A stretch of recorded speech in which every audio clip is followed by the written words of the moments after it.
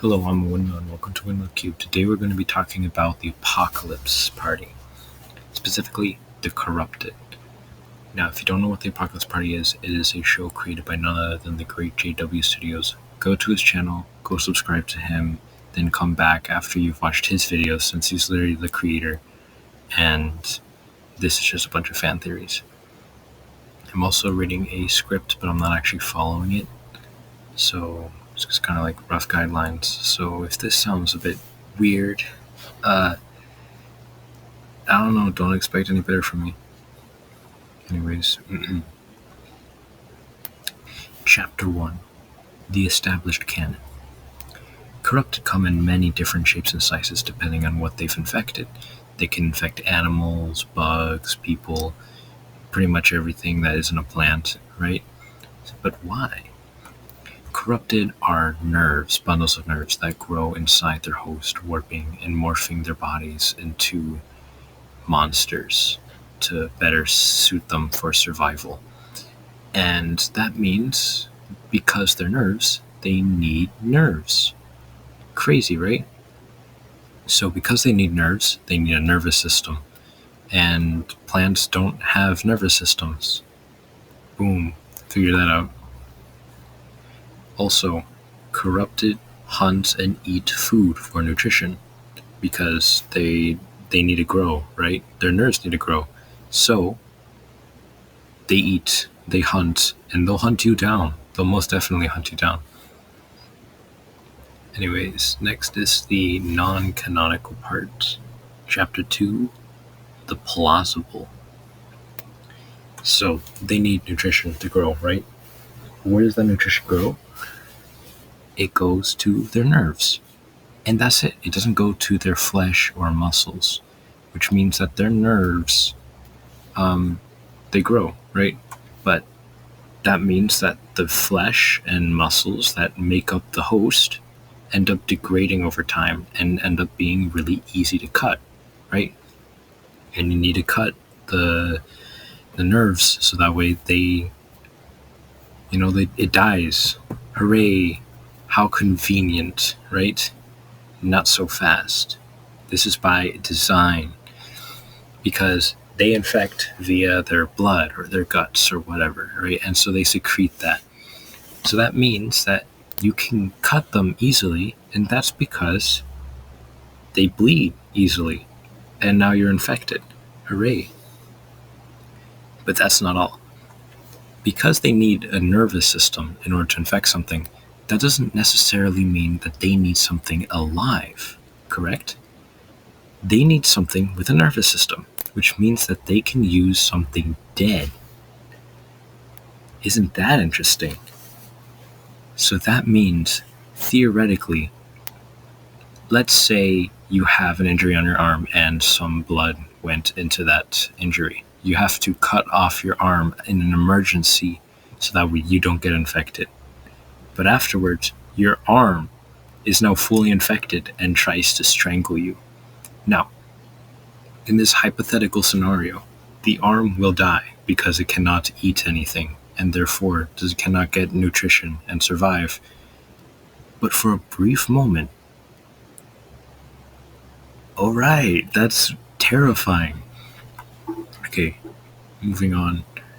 How do they grow? I mean, like, how much do they grow? Because I would believe that the nerves have to be a certain size, meaning that anything infected grows to be a certain size so that way the nerves are the same size. I'm saying that a lot, okay? However, depending on the animals come in different sizes. A bear would probably stay roughly the same size. Of course, it'll grow, but it wouldn't grow as much compared to something like a rabbit, which would still grow to be the size of that giant bear. But why am I bringing this up? Bugs. Bugs are very weird. They have a bunch of different nervous centers, basically kind of like tiny little brains. And on top of that, their innards are just guts. This means that whenever a bug is corrupted, not only do they grow ginormously, but they don't have any bundles. It is a big bundle. everything inside the bug would be nerves, which is a bit terrifying because that means they're smaller than most corrupted. And if they're smaller, that means they are more able to fly, because most bugs do. Imagine fighting a giant corrupted praying mantis. Alright. Okay, next is Chapter 3, The Maybe.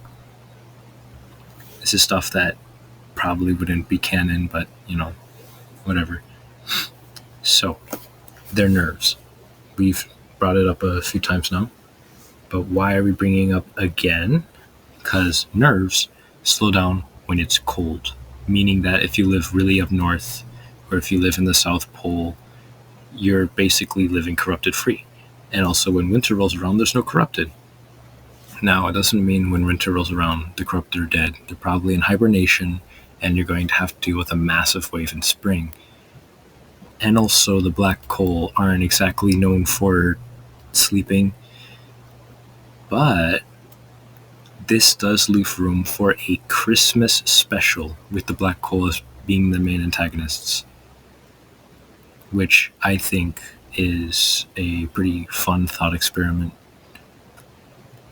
And also, fire. You can burn the nerves and they wouldn't heal. They'd be permanently damaged, and that is very great. Fire is very effective, assuming that the nerves are exposed. Otherwise, you're not really going to get much of anywhere. But the bugs, since they're practically all nerves, a ball of armored nerves with wings and sharp knives, fire would be pretty effective against those guys. And finally, we have the corruptors, right? Because there's corrupted and then there's corruptors. Corruptors are very basically giant corrupted, except my headcanon is that corruptors would not try to kill you. They try to keep you alive, but they'd still try to infect you. Reason why is because if you infect something dead, their flesh is no longer, alive. Therefore, their flesh would be rotting. However, if they were alive, the flesh would be mummified, and that is much more, permanent than flesh that's going to rot off in a month and leave a ball of exposed nerves. And I have one more thing, something that probably isn't going to be added because of one simple thing, and that is plants cannot be corrupted because they do not have nervous systems. But hear me out. We could bend the rules a little bit because it doesn't have to be a nervous system. Exactly. Because there is a suitable replacement in something called a mushroom. Mushrooms are entire underground networks of mycelium, and therefore that acts basically like a giant brain.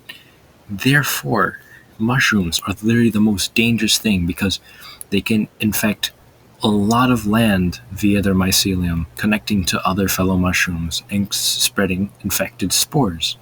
And because nerves have to be a certain length so that way they stop growing, all of that is underground, meaning that these mushrooms stay tiny. And then on top of all that, mushrooms are very resilient. It's really hard to get rid of mushrooms.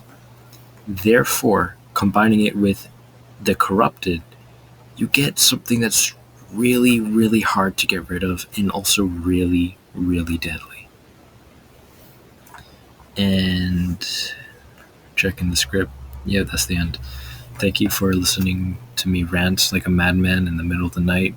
Thank you to JW Studios for creating the Apocalypse Party. Go subscribe to him. I'll leave a link in the description. Remember to like, comment, subscribe. I want to go offline for like another 3 months or so. See you later. And also, JW Studios, respond. I want to be using my status as #1 fan to just get some answers, right? If you have any critiques, please let me know. Preferably in the comments, but like also email me. It's been a while since I don't know. I'm talking for too long. Later.